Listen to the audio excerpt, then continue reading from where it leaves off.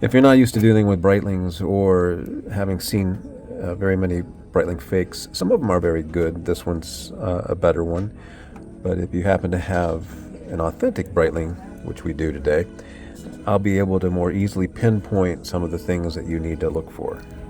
One of the first things we look for is the post and whether or not it looks unfinished. The other subdials have the same problem. They look unfinished.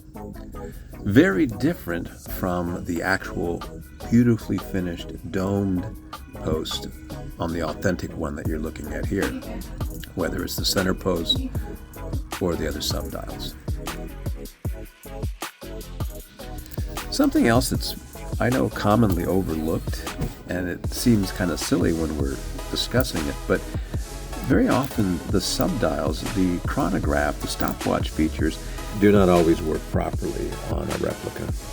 It's a must that we check this out, whether it's authentic or not, because if they're not working properly, that means it's going to be an expensive repair bill, which we have to factor into the cost before we purchase the watch or take it in on trade. If everything checks out, we're of course going to open up the case back, look at the movement.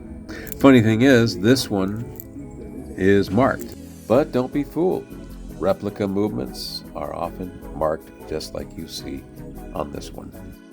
Without even looking at the caliber or the manufacturer of the movement, one of the things that I'm looking at here is the inside of the case back. It has no guilloche on it, no real nice finish work. What you want to see is this really refined detail. Look at the finish work on the inside of an authentic Breitling.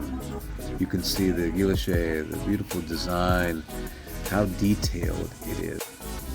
Even though this is a different movement altogether, the point is looking at the refined quality craftsmanship, and much more difficult to replicate. When you really start digging, you can find other flaws in replicas as well, of which we're not going to get into every aspect today.